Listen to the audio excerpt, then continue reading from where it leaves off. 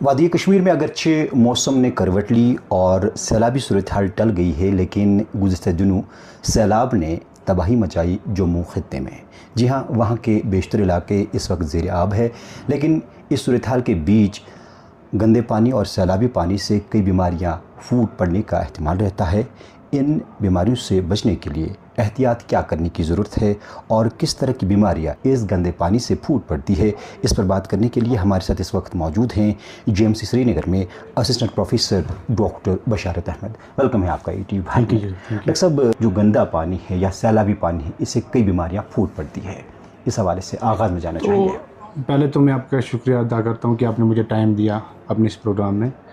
तो जब कभी भी सैलाब आता है या ऐसी कुदरती तूफ़ानी चीज़ें आती हैं, तो इसमें डिफरेंट टाइप की डिज़ीज़ हो सकती है। जैसे हम कह सकते हैं कि वायरल इन्फेक्शन हो सकता है। वायरल इन्फेक्शन में हेपेटाइटिस ए जो है वो एक वाटर बर्न डिज़ीज़ है। ये पानी से, गंदे पानी से फैलती है और पेशेंट को कामिल हो सकता है।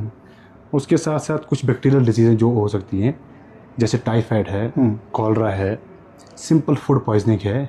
ठीक है, तो ये डिजीज़ें आफ्टर जब भी ये ऐसे सैलाबी सूरत हाल हो जाती हैं कहीं पर भी, तो उसके बाद इन किस्म की बीमारियां पेशेंट्स को हो सकती हैं। तो इनको बचने के लिए, इनके लिए सबसे इम्पॉर्टेंट चीज़ है कि हमें प्रॉपर हाइजीन मेंटेन करनी है। तो जब मैं कहूँगा कि प्रॉपर हाइजीन, इसका मतलब ये है कि हमें रेगुलर हैंड वॉश करना है।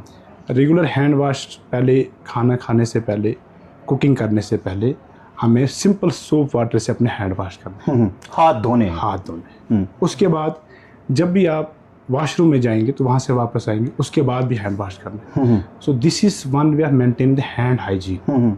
तो प्रॉपर हैंड हाइजीन करना है। दूसरी चीज़ ये कि पानी को जमा नहीं रहने देना है। जब भी पानी कहीं पर भी जमा हो जाएगा तो उस पर माइक्रो ऑर्गेनिज्म का ग्रो करने की चांस ज़्यादा हो जाती है, इन्फेक्शन उभरने की ज़्यादा चांसेस होते हैं। जी। तीसरी चीज़ ये है कि क्लीन वेजिटेबल्स और जो हम सब्जियां यूज़ करते हैं उनको क्लीन अच्छे से धो कर खाना है, क्योंकि उनसे भी आपको इन्फेक्शन होने की चांस ज़्यादा है। जब वो सब्जियां इस पानी के साथ उनकी मिलावट हो जाती है तो बंदे को इन्फेक्शन होने की, बीमारियां होने की चांस ज़्यादा हो जाती है। तो हमें प्रॉपरली उनको क्लीन करना है। उसके बाद जो वाटर है, मोस्ट इम्पॉर्टेंट थिंग जो हम लोग भूल जाते हैं, तो हमें वाटर को बॉयल करके पीना चाहिए। जी। अगर हम वाटर को सिर्फ 1 मिनट के लिए ही बॉईल करें, ओनली 1 मिनट, तो इससे भी बहुत सारे जो जरासीम है वो ख़त्म हो जाते हैं। तो ये हैं चीज़ें जो हमें अवॉइड करनी है, एहतियात करना है इन वाटर बॉर्न डिजीज़ से बचने के लिए। अच्छा डॉक्टर साहब, चूँकि आपने बैक्टीरिया की बात की, किस तरह की म्यादे और अंतड़ियों की बीमारियों के अलावा ऐसे जरासीम हैं जो बीमारियाँ पैदा करते हैं अगर एहतियात बर वक्त न किया जाए? जब भी ऐसी सूरत हाल हो जाती है तो हमें, जो हम वाटर बॉर्न डिजीज़ है उनको हम डिवाइड करते हैं कि कैसे ये वायरस की वजह से हो रही है, बैक्टीरिया की वजह से होती है। तो वायरस की वजह से जो होती है हमारी water borne disease, most important जो हमारे कश्मीर में पाई जाती है, that is A hepatitis A. अच्छा। जी। तो हेपेटाइटिस ए में क्या हो जाता है कि लोगों को जब ये गंदा पानी यूज़ करते हैं या अपना प्रॉपर जो आप वॉशरूम जाने के बाद, या आप रोड साइड या आप कभी दरिया के नज़दीक पेशाब कर देते हैं, उससे ये बीमारी फैल जाती है। तो इस सूरत हाल में, क्योंकि आजकल जो वाटर जो है ये घरों के अंदर चला गया है, तो हमें चाहिए कि हमें अवॉइड करना है पेशाब करना इन वाटर बॉडीज़ के नज़दीक, अदरवाइज जहाँ पानी जमा हो उधर, क्योंकि इसकी वजह से भी जो हेपेटाइटिस ए के इन्फेक्शन होने की चांस ज़्यादा हो जाती है, ख़ासकर बच्चों में। और बच्चों में ही ये हेपेटाइटिस ए जो है, या अडल्ट लाइफ में तो कभी कभी ये लीथल भी हो जाता है। तो ये इस हालत तक चला जाता है कि अल्लाह बचाए लिवर भी बैठ सकता है। ऐसा इसका मतलब है कि ये ख़तरनाक इख्तियार शक्ल करता है आगे। हालांकि मेजॉरिटी ऑफ केसेस में ये सेल्फ लिमिटिंग डिसऑर्डर है। सेल्फ लिमिटिंग का जब मैं कहूँगा उसका मतलब ये है कि खुद ही ठीक हो जाता है, कोई ट्रीटमेंट नहीं है। लेकिन अगर हमने इसका प्रॉपर एहतियात ना किया और लोगों ने इसकी वैक्सीन ना ली हुई, तो कभी कभी अल्लाह बचाए ऐसी सूरत हाल भी हो जाती है कि इसमें लिवर बहुत ज़्यादा इफेक्ट हो जाता है, जिसकी वजह से कभी कभी लिवर ट्रांसप्लांट की जरूरत भी पड़ जाती है। दूसरी हो जाती है बैक्टीरियल डिजीज। तो बैक्टीरियल में क्या होता है कि सिंपल फूड पॉइजनिंग हो सकती है। ठीक है ना। तो आपने एक, जैसे मैंने आपको पहले ही कहा कि आपको अपनी वेजिटेबल्स, अपनी खाने की चीज़ें जो आप खा रहे हैं उनको अच्छी तरह से, अच्छी तरह से धोना है।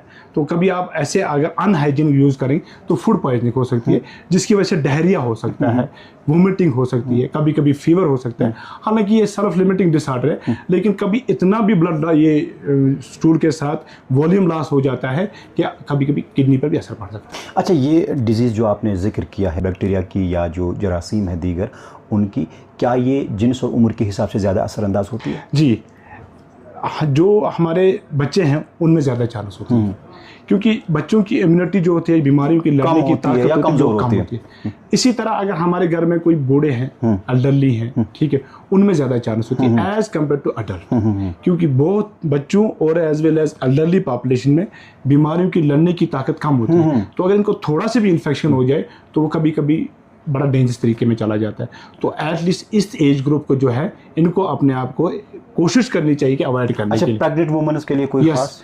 प्रेगनेंसी अगेन तो कुछ एज ग्रुप जो देखे गए, जैसे बच्चे हैं, एल्डरली है, प्रेगनेंसी है, इन लोगों में चांस ऑफ इन्फेक्शन ज़्यादा होता है। देखिए जम्मू में जो होता है, जम्मू में जैसे मलेरिया हमारे यहाँ नहीं पाया जाता है। तो मलेरिया जो है हमारे किसी एक बेल्ट में, उड़ी साइड से कभी कभी हो जाता है कोई case, otherwise malaria is not seen in Kashmir. तो जम्मू में ज़्यादा चांस होती है, क्योंकि उनका टेम्परेचर ऐसा होता है। हालांकि अब टाइम आने आते जैसे the way the global warming चल रही है, तो ऐसा भी हो सकता है कि मलेरिया हमारे यहाँ भी हो जाए, लेकिन फिलहाल नहीं है। सिमिलरली डेंगू का जो केस है हमारे यहाँ नहीं होता है। तो डेंगू और ये मलेरिया इसी गंदे पानी की वजह से, जैसे डेंगू अगर पानी कहीं जमा हो जाए, जैसे मैंने पहले भी कहा, तो उसमें जो ये मॉस्किटो है जिससे डेंगू होता है, वो प्रोलिफरेट या ग्रो करना स्टार्ट कर देता है, जिससे इन्फेक्शन होने की चांस ज़्यादा होती है।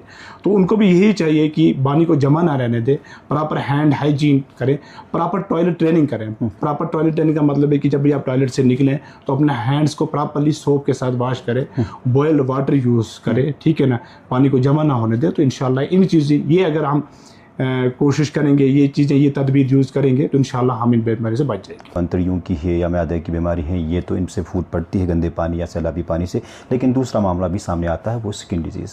तो उसके लिए क्या एहतियात बरतने की ज़रूरत है? क्योंकि जिन इलाकों में ख़ासकर अगर हम जम्मू की बात करें, वहाँ तो लोगों का गुजर होता है इसी पानी से, आना जाना, घर के लिए ज़रूरी साजो सामान लाने के लिए उनको बाज़ार जाना पड़ता है।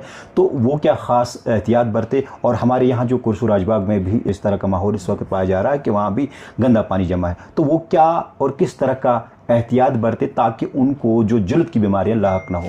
देखिए जब कभी भी ऐसी चीज़ें होती हैं तो एक लोगों का एक कोशिश होता है कि वो एक जगह में इकट्ठा जमा रहे, रादर देन कि जब लोग अपने अपने रूम में जमा रहते हैं, ठीक है ना, क्योंकि जब पानी अंदर घुस गया तो आप मजबूर हो जाते हैं।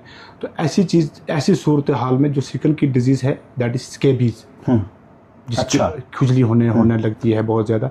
तो उसके लिए भी अगेन इन चीज़ों को मेंटेन करने के लिए, इनको अवॉइड करने के लिए प्रॉपर हाइजीन है, proper hygiene, regular bath, proper hygiene maintain करनी है, तो सिकल डिजीज़ भी इसी की तरह कम हो जाएगी। तो वो भी सेल्फ लिमिटिंग डिसऑर्डर होते हैं, वो भी कम हो जाएंगे जब आप प्रॉपर हाइजीन मेंटेन करेंगे। आखिर पर कोई मैसेज होगी आपकी? मैसेज यही है कि जैसे मैंने पहले भी कहा कि हम सबको मिल के लड़ना है इस सूरत हाल से, जो अभी सैलाबी सूरत हाल जम्मू कश्मीर में चल रही है। लेकिन इसके साथ साथ हमें ये कोशिश करनी है, जैसे मैंने पहले ही कहा, कि प्रॉपर हाइजीन मेंटेन करने की, ताकि हम इन सैलाब के साथ साथ इन वाटर बॉर्न डिजीज़ से लड़ सकें। ऐसा ना हो कि कल सैलाब चला जाए और ये डिजीज़ हमें पकड़ ले। तो उनको अवॉइड करने के लिए जो मैंने आपको प्रिकॉशन बोली है, मैं एक बार फिर से आपके लिए रिपीट कर देता हूँ कि proper hand hygiene, proper toilet training, पानी को जमा ना होने दीजिए, और जो वेजिटेबल्स आप यूज़ कर रहे हैं उनको प्रॉपरली क्लीन करके यूज़ करें, ताकि हम इन वाटर बॉर्न डिजीज़ से बच सकें।